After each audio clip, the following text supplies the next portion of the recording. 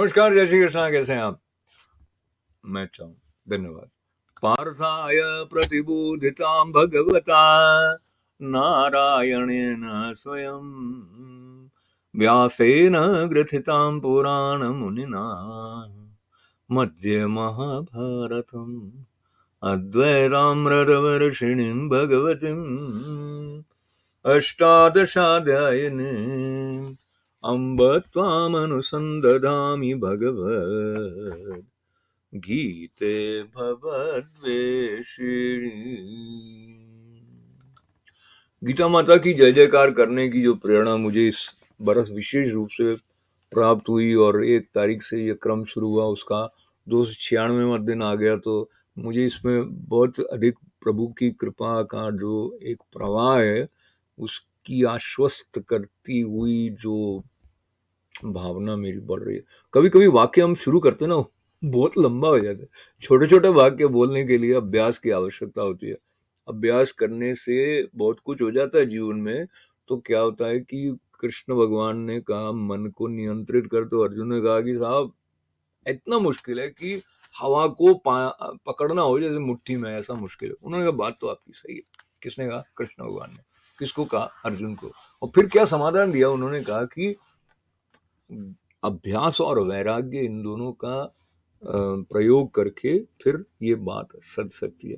अभ्यास को हम ऐसे तो समझते हैं कि वही बार बार प्रैक्टिस करना, कि वही ये किया फिर वापस किया, हुआ नहीं तो वापस किया। और बड़े बड़े खिलाड़ियों के जीवन में भी आप देखेंगे कि उन्होंने ये बास्केटबॉल के जो बड़े सूरमा माने जाते हैं, तो उन्होंने पहले खूब बार उसको करते रहे दिन प्रतिदिन बरसों तक कई घंटे अभ्यास करते हैं, तब वो स्थिति आ जाती है जहां सारी दुनिया वाह वाह करती है। हम लोग क्या है कि 2 मिनट्स नूडल वाले जमाने में रहते हुए कई बार अभ्यास को उतना महत्व नहीं देते। हमको लगता है कि फटाफट मिल जाए। और दूसरा, हमारा जो धैर्य है उसको ये जो आर्टिफिशियल इंटेलिजेंस का उपयोग करने वाला सोशल मीडिया और कंप्यूटर जगत है, उसने भी थोड़ा और कम कर दिया है। तो अभ्यास न होगा तो हम किसी की बात को धैर्यपूर्वक सुने, इसके लिए वहां पे अपने मन को लेकर बैठे भी नहीं रहेंगे। हमारा मन उड़ने लग जाएगा। कोई कुछ भी कह रहा है, उसने एक बात, एक शब्द पकड़ा, वो कहीं चला जाएगा, किसी दूर दिशा में चला जाएगा।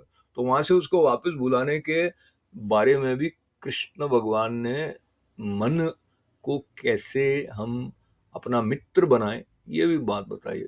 तो मित्रता जो है उसका अपना एक महत्व है। कृष्ण भगवान और अर्जुन की जो मित्रता है, जो सखा भाव है, वो भी हमारे लिए एक आदर्श को प्रस्तुत करता है। स्वामी जी की कही एक बात कि हम अपने जीवन में जो भी सीखे हैं, अच्छा शुरू ऐसा था, हम थोड़ा हंस के सीखे हैं और थोड़ा रो के सीखे हैं, पर जो कुछ थोड़ा सीखे हैं किसी का हो के सीखे हैं। तो किसी का होना ही हमारे लिए संभव नहीं होगा अगर हम खुद ही उपस्थित नहीं होंगे। तो हम अपने ही नहीं हुए तो किसी और के क्या होंगे। ये डायलॉग मुझे अच्छा लगा। इसके साथ मैं अब 19वें श्लोक की तरफ बढ़ जाता हूँ आपको लेके, और ये आ गए 19वें पे। तान हम द्विषतः क्रूरान संसारेषु नराधमान क्षिपाम्यजस्रमशुभा नासुरीष्वेव योनिषु। थोड़ा ट्रिकी रहा है इसको बोलना, एक बार और कोशिश कर लूं क्या? ठीक है। तानहं द्विषतः क्रूरान् संसारेषु नराधमान् क्षिपाम्यजस्रमशुभा नासुरीष्वेव योनिषु। अभ्यास किया ना तो पहली बार से दूसरा वाला बेटर था। क्या कहते हैं आप? हाँ कह दीजिए, हाँ कह दीजिए, प्लीज प्लीज प्लीज। अच्छा तो चलिए अब चलते हैं हम 19वें श्लोक के अर्थ की तरफ। इसमें कहते हैं ये द्वेष करने वाले नराधमों की असुर योनियों की प्राप्ति होती है। ऐसा बता रहे हैं कि उन द्वेष करने वाले पापाचारी क्रूर कर्मी नराधमों को मैं संसार में बार बार आसुरी योनियों में ही डालता हूँ।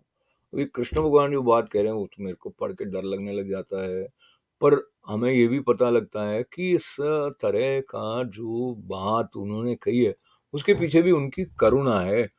तो वो करुणा को हमारे प्रति, हमारे बोध में खोलने के लिए गुरु चरणों का आश्रय लेते हैं कि वो ठीक ठीक इनकी बात ही नहीं समझ में आ रही, क्या करूं। तो कहते हैं अभी ऐसा कर, 20वें श्लोक की तरफ चलते हैं। तो क्या कहते हैं, आसुरीं योनिमापन्ना मूढ़ा जन्मनि जन्मनि माम प्राप्यैव कौन्तेय ततो यान्त्यधमां गतिम। तो अधो शब्द जो होता है उसका मतलब है नीचे, तो ऊर्ध्व का मतलब है ऊपर। तो यहाँ पर ये कहा कि वो अर्जुन जी को कह रहे हैं ना कि अर्जुन, जो आसुरी स्वभाव वाले हैं वो मूढ़ मुझको न प्राप्त होकर ही जन्म जन्म में आसुरी योनि को प्राप्त होते हैं, और उसके बाद में उससे भी अति नीच गति को प्राप्त होते हैं, अर्थात घोर नरक में पड़ते हैं। तो ये जो बात है इसको हम सिर्फ एक आई ओपनर की तरह लें कि भाई हमें ऐसा नहीं बनना है, इसमें कुछ ऐसा हो सकता है जो कि कल्याणकारी नहीं है। और हम तो रोज रोज इस समापन के तरफ सबके मंगल सबके कल्याण की प्रार्थना तो करते ही हैं।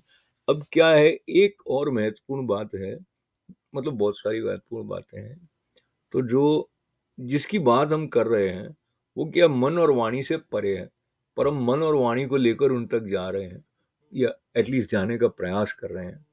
तो कहते हैं कि ये जो आपका कल्याणमय तेजोमय स्वरूप है वो किसके मन में आता नहीं है, किसकी वाणी को ये मधुर नहीं लगता है।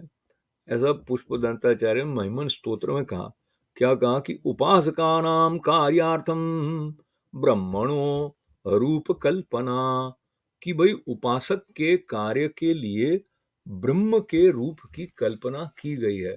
तो जो ब्रह्म के रूप की कल्पना की बात को लेते हैं हम, जो कृष्ण भगवान के स्वरूप की बात कर लेते हैं, तो ब्रह्म है, साक्षात ब्रह्म है। और किस लिए लिया उन्होंने ये, कि वो उपासना करने वाले के कार्य को सिद्ध करने के लिए। तो अभी उपासना अर्जुन जी कर रहे हैं तो उनके कार्य को सिद्ध कर लिया। अब जब यही ब्रह्म अगर हम ऐसे देखें तो स्वामी विवेकानंद के जीवन में गुरु रूप में प्रकट हुए, तो राम कृष्ण परमहंस जो हैं, राम कृष्ण परमहंस जो हैं, राम कृष्ण परमहंस का जो प्राकट्य है उसको लेके स्वामी विवेकानंद को वो प्राप्ति हो गई जिसकी बात उपासकानाम कार्यार्थम ब्रह्मणो रूप कल्पना इस प्रकार से हम कर रहे हैं। तो ये प्रश्न उठ जाता है कि ईश्वर ने ऐसा क्यों किया, वैसा क्यों किया। तो गुरुजन कहते हैं भाई ईश्वर की इच्छा पर आप प्रश्न चिन्ह नहीं लगा सकते हो। ये जो विश्वात्मा है उसकी जो अनुभूति है वो साधक को प्राप्त हो जाए, इसी उद्देश्य से ये सब है। तो जो श्रीमद् भगवद गीता में कहा कि शरीर मन वाणी को भजन में लगाना है, और शरीर को लगाने से पूजन होगा, वाणी को लगाने से जप होगा, स्तोत्र कीर्तन होगा, और मन को लगाने से क्या होगा, स्मरण और ध्यान हो जाएगा। यही भजन के अलग अलग रूप हैं। तो ये वाली बात याद करते हुए श्रीमद् भगवद गीता से पत्रम पुष्पम फलम तोयम यो मे भक्त्या प्रयच्छति तदहम भक्ति उपहृतम अश्नामि प्रयतात्मनः। मतलब जो भी भक्ति के साथ में मुझे अर्पित करता है मैं उसको स्वीकार कर लेता हूँ, ऐसा कृष्ण भगवान कहते हैं। तो भक्ति उनकी हमारे अंदर जागृत हो गुरु कृपा से, ऐसी प्रार्थना बार बार करते हुए सबके मंगल सबके कल्याण की प्रार्थना के साथ साथ ओम पूर्णमदः पूर्णमिदं पूर्णात् पूर्णमुदच्यते पूर्णस्य पूर्णमादाय पूर्णमेवावशिष्यते। ओम शांति शांति शांति। बहुत बहुत धन्यवाद है आपका। जय श्री कृष्ण।